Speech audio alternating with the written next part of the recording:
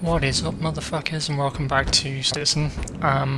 This is just a short one in this case. It's another one of the free flight fortnight flight tests. Well, not even a flight test really, just looking around. This is the Kruger Intergalactic P-52 Merlin. It's a point difference snub fighter that comes, I believe it comes free with all versions of the Constellation actually. The idea being that when you come under attack, you can unlock this from the bottom and sort of fly distraction while the main ship does its best to hold its own. It's fast, I'll give it that. Let's go take it down to a landing pad.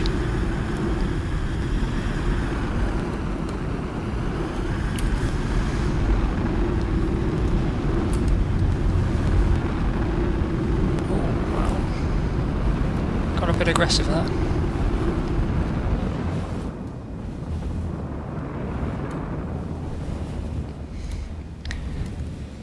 Now the first thing to say is it definitely does feel different to the bigger things that I've flown.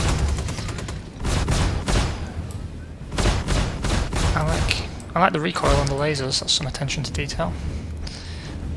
So really, I mean, if you look already how low my fuel is, you would use this primarily in these light defensive roles or for scouting slightly ahead. It's got very little range on it. It's not jump capable either, I don't believe. So this isn't something you can use the majority of the time. Oh, the guns lift up, that's nice. I guess that's out of the way of the landing gear. Let's just pop ourselves down on the deck.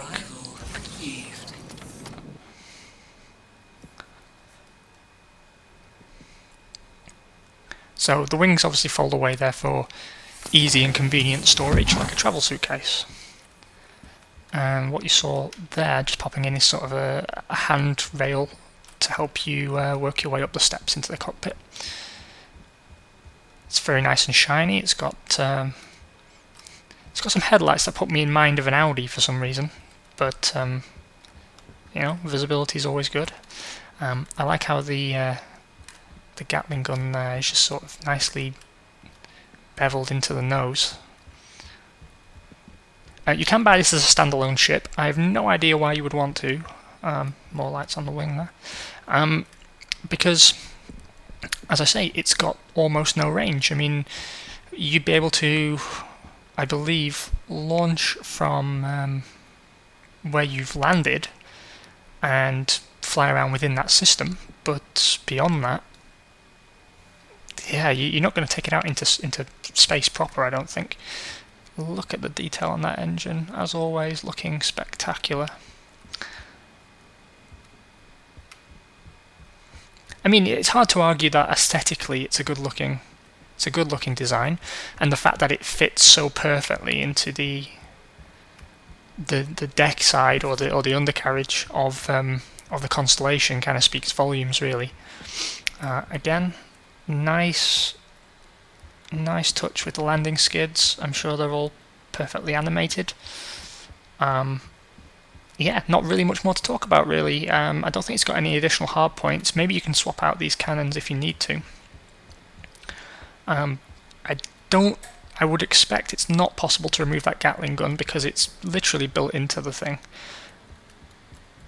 Can I? Apparently not. I wanted to see if I could jump up for you and show you that there's this sort of ring element to which the wings connect that gives it a strange appearance from directly above or below. But I must say, like from this standpoint, the aesthetic works very, very well. Obviously, the long nose isn't actually as disorientating as you'd think it would be. I didn't really feel it there. That is arguably a good thing, but it could also be a bad thing, you know, manoeuvring in tight spaces, of course. If you're committed to the realism and you don't switch out of cockpit view, it's something to be aware of. Let's get in. This is the only ship from Kruger that's currently available and working. Another bug with the seat. This only seems to happen to me, and for most people as well. these the screens that just switched on there, the ones built into the cockpit, you'll notice on some of the other ships, these are blank for me. This again is a bug that only affects me, so again please don't read into it because it seems to be just something about my system. The thrusters seem very powerful. It seems to have quite a high power to weight ratio, which is going to do it some favours in combat. Since we don't have another thing to look at, let's just see what it's capable of.